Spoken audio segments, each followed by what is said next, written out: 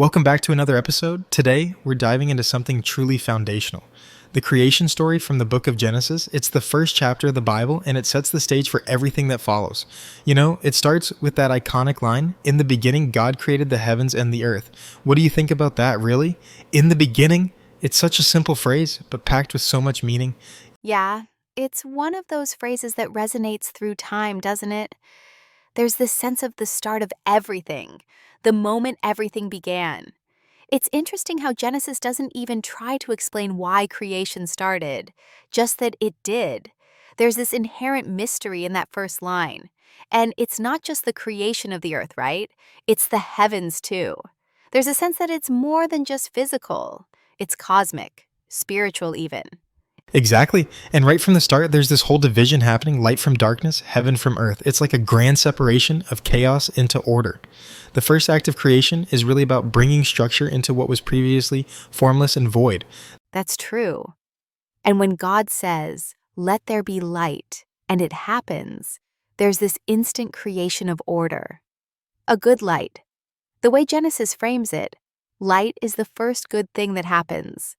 Everything else kind of follows in the sequence of goodness.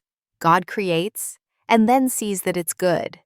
The repetition of "it was good" almost makes you feel the satisfaction of creation unfolding in perfection. Yeah, it gives the whole process a sense of purpose. It's not just random events, and each day has a rhythm too. Take the second day when God creates the sky to separate the waters. Even though the sky is just a boundary for the waters, it feels like it has a specific role to play in establishing order. There's a certain harmony to this progression. Speaking of progression, the third day, where God brings out the dry land, feels almost like the earth is finally coming to life, right?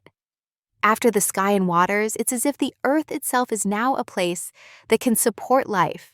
The earth and seas are named, and then life begins to grow. Plants, trees, all of a sudden, there's this explosion of life, and it's still good. Yes, exactly. The moment the plants start sprouting, it's like everything is falling into its place. But then, it gets even more fascinating on the fourth day with the creation of the sun, moon, and stars.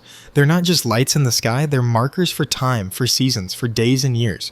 So the universe becomes this ordered system, all laid out to bring structure to time. The stars and the moon aren't just there for decoration, right? They have a purpose beyond what we typically think of as beauty.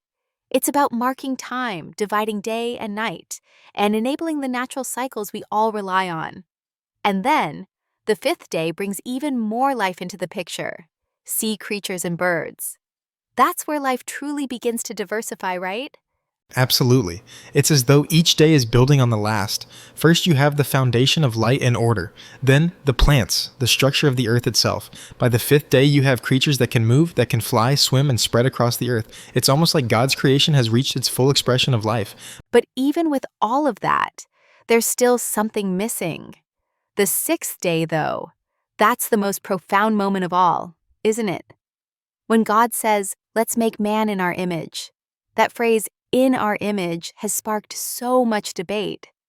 What does it even mean to be created in God's image? It's a deep question. A lot of theologians argue that being made in God's image means having the capacity for reason, creativity, and morality, things that reflect the divine nature. But there's also this idea of dominion. God tells humans to rule over the earth, to be stewards. So it's not just about being made in God's image spiritually, but also in terms of purpose.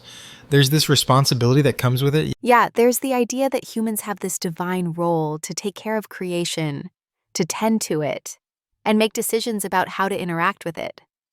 But then there's also the part where God says, "Be fruitful and multiply." It's not just a command, but also a blessing. Humans are meant to create life too, just like God did. Right? It's interesting how God gives them the green light for the entire earth. Fill the earth and subdue it. It's almost like a divine partnership in continuing the work of creation. And by the way, did you catch the part where God gave them every plant for food? Yes, I love that detail. It's like there's this abundance in creation, a perfect world where humans can just live off what the earth produces.